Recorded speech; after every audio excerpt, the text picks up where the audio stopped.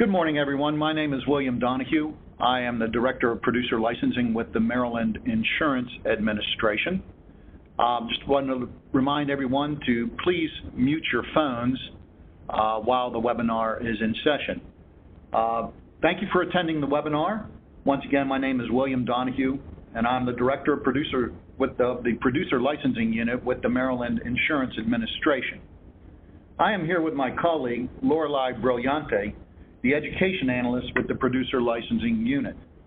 The Producer Licensing Unit of the Maryland Insurance Administration issues 22 different licenses and registrations, but today we are going to concentrate on continuing education for producers and public adjusters. You will be able to ask questions after during this webinar by using the chat feature.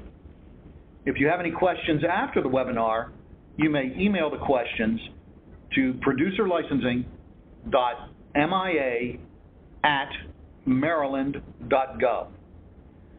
This webinar will also be uploaded to the administration's website, which is www.insurance.maryland.gov. Once again, thank you for attending this seminar, and we'll begin with the agenda. The agenda items today are an introduction to producer licensing, the continuing education requirements for the different licenses and lines of authority. This primarily applies to every resident producer and public adjuster. We'll also talk about Reciprocity and Prometric and Circon, who are the current vendors for the Maryland Insurance Administration. As a little introduction about the Producer Licensing Unit itself, the Maryland Insurance Administration is the state agency that regulates the multi-billion-dollar insurance industry in the state of Maryland. Our primary responsibility is to protect Maryland consumers. The Compliance and Enforcement Division Producer Licensing Unit is responsible for licensing producers and other insurance professionals. Producer licensing oversees the issuance and maintenance of a number of different license classes and registrations. Currently, there are 22, soon to be 23 separate licenses and registrations for individuals and business entities. Producer licensing also administers the continuing education programs to ensure insurance professionals continue to meet high standards. Continuing education. Well, why do you have to do continuing education? Well, first off, the Maryland General Assembly says you have to. Section 10116 of the insurance article of the Annotated Code of Maryland requires that producers and public adjusters to complete CE. But other than the legislative requirement, the insurance industry is constantly changing and serves a multicultural society. Continuing education keeps insurance professionals current on the annual changes in laws and regulations, advancements in technology such as computer updates, email notifications, insurance that's purchased online, latest developments in the market and new products being developed, and topics that reinforce ethical standards and professionalism, such as rebating and churning. COMAR, which is an acronym for the Code of Maryland Regulations, Section 31.03.02.03, requires 24 hours of continuing education in the kind or subdivision of insurance for which the insurance producer has received a license. Non-residents normally do not have to complete Maryland CE if their state license is reciprocal with Maryland and they are CE compliant in their home state. Moving to the resident license basic formula. Producer licensing issues 6 major lines of authority on a producer licensing. They're life, health, property and casualty, producer licensing, and variable. Resident licensing requires 24 hours of CE, 3 of which must be in ethics. This requirement of 24 hours will be reached by probably 95% of all our licensees. For example, if you are a life and health producer only, you have to have 21 hours of life and health and 3 hours of ethics to equal your 24. If you're a property and casualty producer, you need 21 hours of property and casualty CE, 3 hours of ethics, and that'll reach your 24. And if you are a public adjuster, you require 21 hours of public adjuster or property and casualty CE and 3 hours of ethics to reach 24. Like I said, this will satisfy the requirement for about 95% of our licensees. The ethics requirement. Licensed insurance producers shall obtain 3 hours of continuing education in ethics. Only 3 hours of continuing education in ethics is required. Any additional hours of ethics will not count towards the hours of continuing education required in the kind or subdivision of insurance for which you hold a license. Please remember to verify the course category as ethics. Some courses appear to be a life and health or a property and casualty course, but are under the category of ethics. Although one can complete more than 24 hours of continuing education, the licensee must be compliant with 3 hours of ethics. Now, there are always exceptions to the rule, and we're going to touch briefly on some of the CE categories that are outside the 24-hour requirement. Resident licensees who have life and health and who sell long-term care are still required to do 24 hours of CE.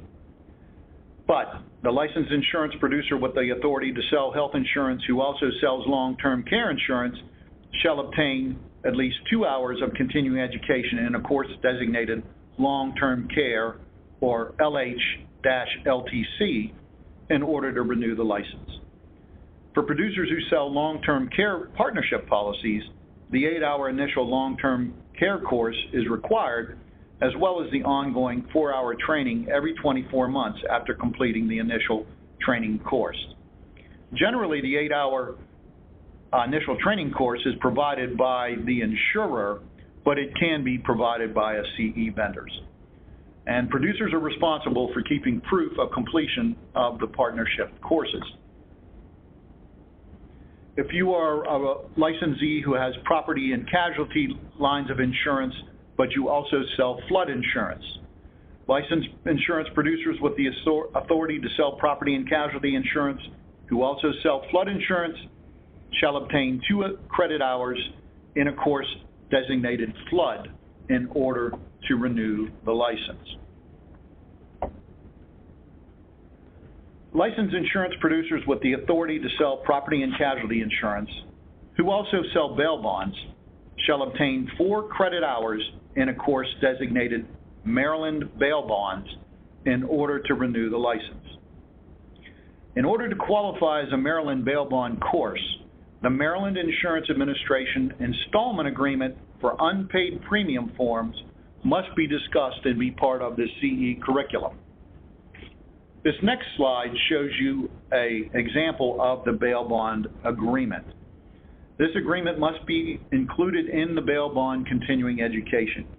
If you don't see or discuss this bail bond agreement in your CE class, please contact the Maryland Insurance Administration.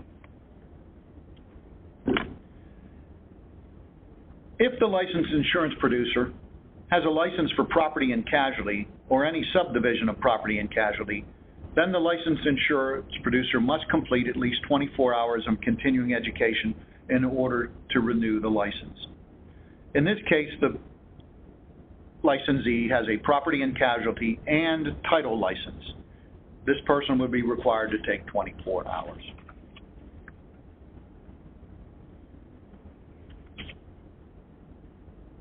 If you are a resident licensee who has life and health, variable, and property and casualty and or the title line of authority, your CE is a little different than just 21 hours and 3 hours. In this case, because you have life and health and property and casualty, you would need 6 hours of life and health, 6 hours of property and casualty or title, 3 hours of ethics, and then 9 remaining hours, which could be either in life and health or property and casualty and title. The 4-hour initial annuity suitability training course is not a continuing education course. It is a required training course for the producer who must complete it prior to selling annuities. However, the 4-hour training may be applied to CE credits. Not to be too confusing, but we want to give you another example. What if I have a life and health and a P&C license, and I also sell bail bonds, and I want to start selling long-term care partnership policies? You would take 3 hours in ethics, 6 hours in P&C, 4 hours of which must be the Maryland bail bonds course, 6 hours in life and health, and then 9 hours of either life and health or P&C. But in this case, it would be 8 hours for the initial long-term care training course, and then 1 additional hour in either life and health or P&C. For title producers only, licensed insurance producers who hold a title insurance producer license only shall complete at least 16 hours of continuing education in each renewal period in order to renew the license. 3 hours of continuing education in 1 or more courses designated as ethics, and 13 hours in 1 or more courses designated as title. The title requirement used to be that you could take a title or P&C course. When the title line of authority was initially broken out or removed out from under P&C, there were not enough title-specific training courses so that producers could take either P&C or title in order to complete their 13-hour requirement. Well, now there are plenty of title courses out there, so there's been a policy change that will be coming out soon where if you are a title producer, you will take 3 hours of ethics and 13 hours of title continuing education. The last exception to continuing education is producers who are licensed for life only and who are also licensed funeral directors or licensed morticians and who sell only life insurance policies or annuity contracts that fund pre-need insurance contracts and are not viatical settlement brokers shall complete at least 16 hours of continuing education in each renewal period in order to renew the license. These people or these licensees will be required to submit a current copy of the funeral director or mortician license when they apply for renewal. Resident license CE exceptions. No continuing education is required for a licensee who holds only the title line of insurance and is a Maryland attorney. These Maryland attorneys are exempt from CE. However, if the attorney has any other type of license in addition to title, for example, if the attorney has a property and casualty and a title license, that attorney will have to take 24 hours of continuing education. No continuing education is required for a licensee who holds a limited lines license. Limited lines licenses include credit, portable electronics, self-storage, and travel. And no CE is required for an actively licensed insurance producer who is age 70 and above as of April 30th, 2013.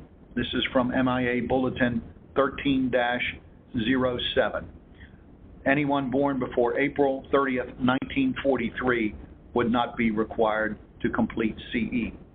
However, these licensees must be continuously active to maintain the CE exemption. A resident license who gets a reduced hours of CE is a licensee who, as of October 1st, 2008, held a license for 25 or more consecutive years, must successfully complete 8 hours of continuing education in each renewal period. Those 8 hours would be 3 hours ethics and 5 hours in the other lines of authority. These consecutive years must be maintained in order to qualify for the reduced requirement of continuing education hours at the end of each renewal period. If a person who had a license for 25 years has a lapse in their license, then that 8-hour CE exception will be removed.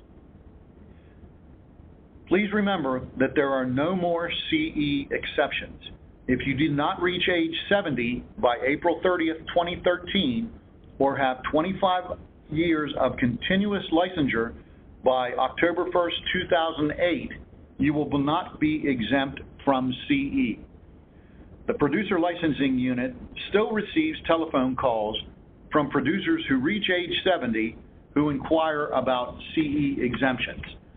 Those exemptions no longer exist. So when one turns 70 now, you still have to complete your required CE. At this time, I'm going to turn the webinar over to our education analyst, Lorelei Brillante. Thank you, Bill. Good morning, everyone, and thank you for joining us this morning for this webinar on continuing education. As Bill mentioned, my name is Lorelei Brillante. I'm the education analyst and also supervisor of the customer service team in producer licensing. As you may have discerned from Bill's presentation, much of the information covered in this morning's webinar is not new, but they continue to be areas that need clarification. In this next section, I will be discussing reciprocity and how this affects both resident and non-resident licenses. We will also discuss specifically 2 license types that underwent changes beginning January 2018. I will also be sharing with you one of your best resources to keep you up to date with your CE requirements and compliance. And then we will wrap up with a summary and then answer questions you may have. As a reminder, please submit any questions you might have via the chat room. If there are any questions we do not get to today during this webinar, we will reply to those specific questions directly via email. Also, this webinar is being recorded and will be available on our website. Okay, so let's get started. Reciprocity, within the scope of producer licensing, is an agreement between states to accept the licensing and continuing education requirements of another state as having satisfied its own requirements. This means that Maryland waives the licensing requirements for those not resident of this state if the applicant has a valid license from the home state and the home state awards non-resident licenses to Maryland residents on the same basis. It also means that Maryland waives the continuing education requirements for those not resident of this state if their non-resident licensee satisfied continuing education requirements of their home state, and the home state allows Maryland licensee to satisfy the continuing education requirements on the same basis by meeting the continuing education requirements of this state. As Bill has mentioned, the major lines of authority in Maryland are life, health, property, casualty, personal lines, and variable life. For these major lines, Maryland is reciprocal with all other states. For certain lines of authority or license types, the requirements of some states do not satisfy Maryland requirements on the same basis. Some states do not accept Maryland requirements as having their requirements met on the same basis, or some states do not issue an equivalent license. In these situations, those states are not reciprocal with Maryland. Title is such a license. Maryland is not reciprocal with all states. We provided a grid here. As of 2018, these states are not reciprocal with Maryland. Do note that some states have different types of title licenses. If you will notice California and New York, as shown on that example, it is specified which license type is considered not reciprocal with Maryland.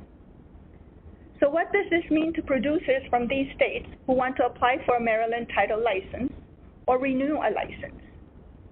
Initial non-resident producers will need to successfully pass the Maryland title exam and then apply for a non-resident license by submitting a paper application. If they already have a non-resident producer license for another line of authority, they will still need to pass the Maryland title exam before the title line may be added to their license. In order to renew a title license, they will need to complete the same requirements as a resident licensee before they can apply to renew. So what that means is if you only have the title line, you will need the 16 hours. If you have property and casualty or life and health plus a title license, you will need to do a total of 24. Another license type where reciprocity does not apply to all states is public adjuster. Maryland only licenses adjusters who work for and on behalf of the consumer. Staff or independent adjusters who work for insurance companies do not need to be licensed in Maryland.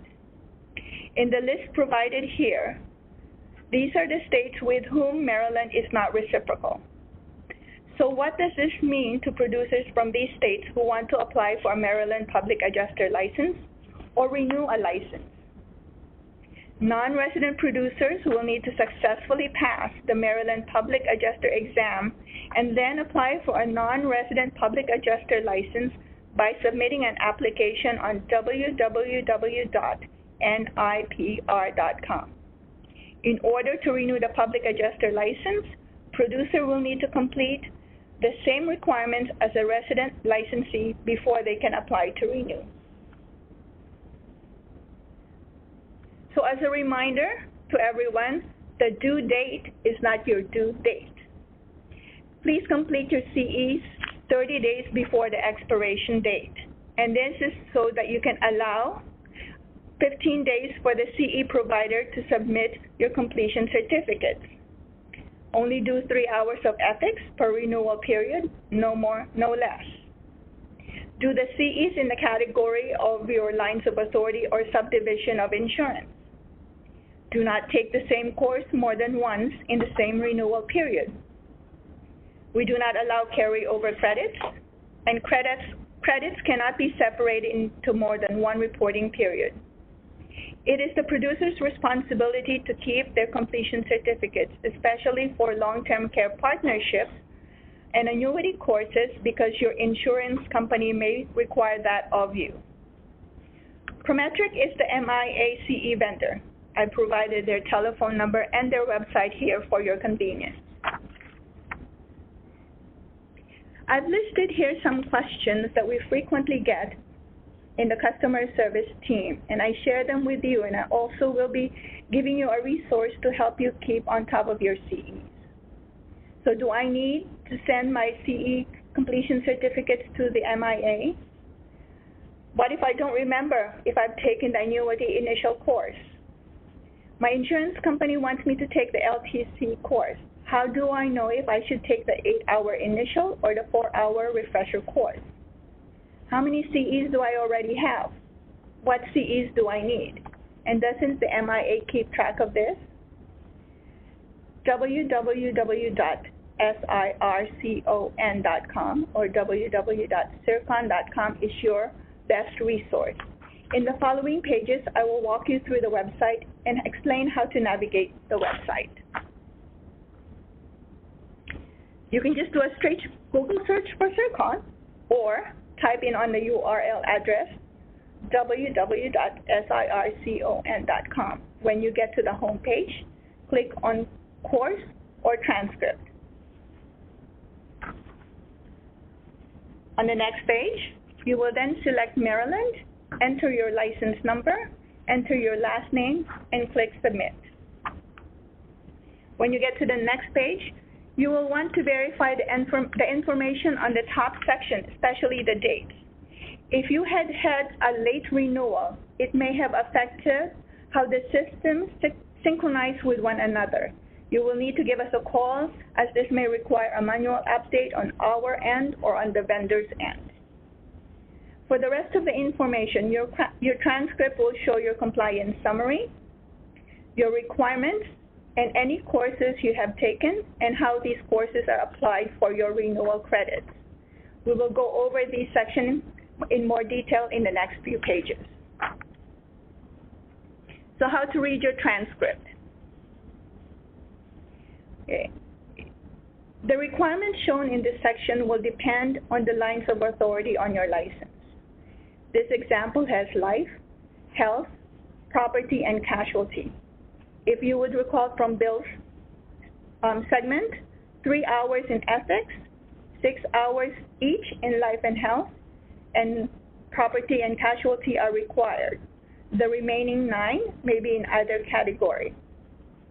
In this example, the licensee has completed the required hours and they have been applied. There are no more remaining hours so that the status is compliant. The rest of the language that follows is a reiteration of what Bill has covered. It talks about the 24 hours required, about the ethics requirements of 3 hours, the reduced 8-hour waiver, and the specific requirements for producers whose lines of authority might include or book of business might include flood, long-term care, bail bonds, etc. Before we go on to the next page, I'd like to draw your attention to the red asterisk at begin date. For this example, the renewal period began on April 29, 2015. This is important, and I will explain to you further in the next page. The course section breaks down the specific courses you've taken and how it has been applied to the required hours. If you will note the completion dates, the latest dates are on top. It may be better for you if you want to start reading from the bottom, so let's do that. So let's focus on that red asterisk on the bottom. If you will note, it says here that this course was completed February 25th, 2015. If you would recall from the previous page, the renewal period started April 29, 2015. So this course is not applicable for the current renewal period, and it has not been applied. So reading from the bottom up, the first course taken is for ethics, and it specifically says there that there are 3 hours applied to the ethics requirement. The next course up is for life and health. Here it says that there are 4 hours applied to life and health. The next one is for flood. If you would recall, we only require 2 hours for flood.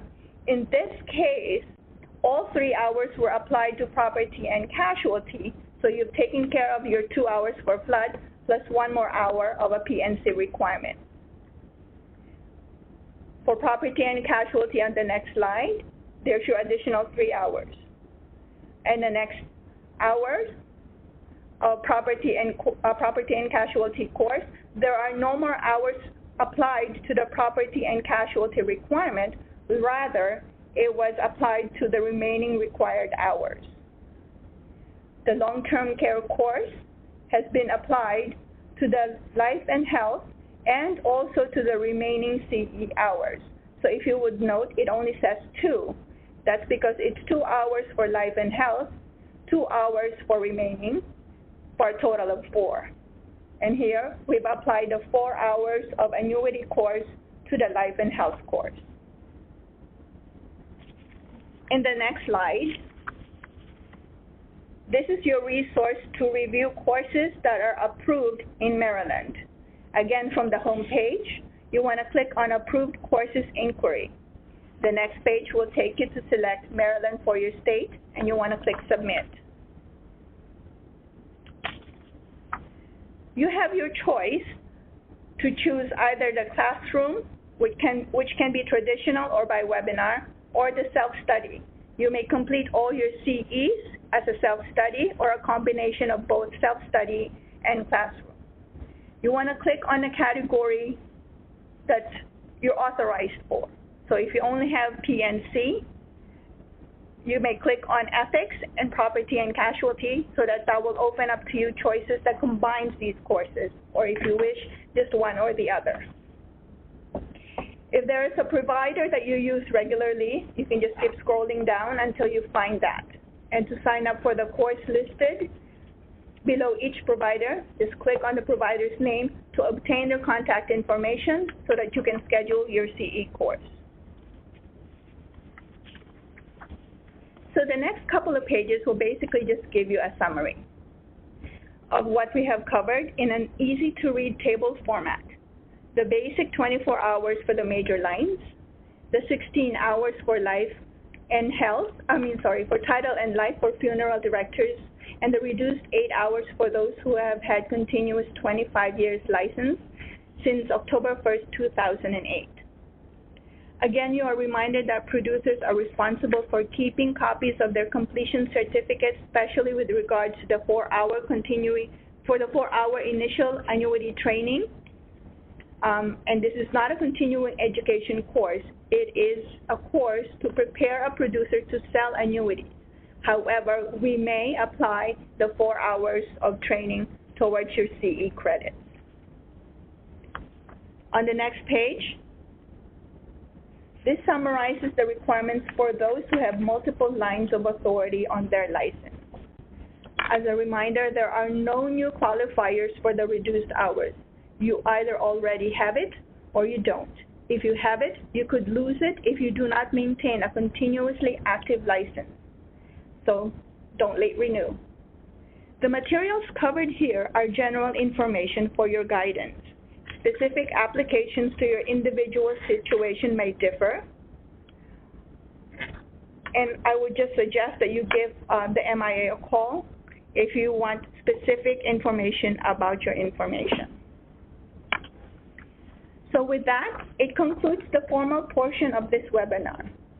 We will open the forum for your questions. Again, we remind everyone that this webinar is being recorded and will be available on our website, insurance.maryland.gov, later today. From the homepage on the left-hand side under Quick Links, the last option is Webinars. There are already a number of titles there, including the Opioid Crisis webinar hosted by the Commissioner, and last week we had the title presentation. Choose the titles that you want to view. It's also available as a PDF in case you want a hard copy of this presentation. Both Bill and I are available to respond to your questions now or via email. The producer licensing contact information are on the last slide, and thank you again for participating in this webinar. Thank you, Lorelei. We do have a question that came in on the webinar.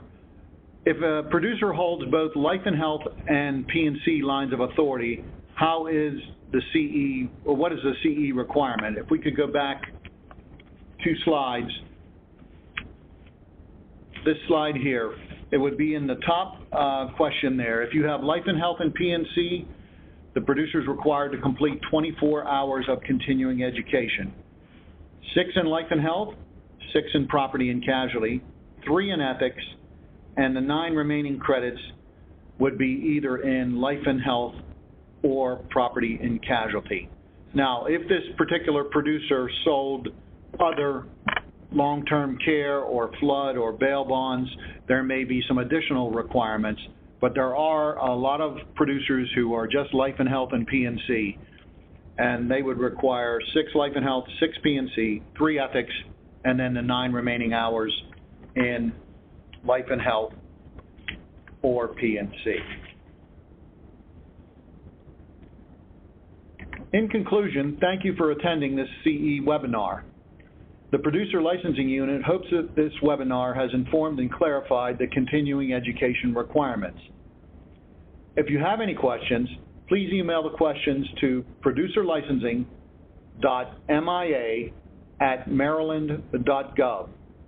This webinar will also be uploaded to the administration's website at www.insurance.maryland.gov.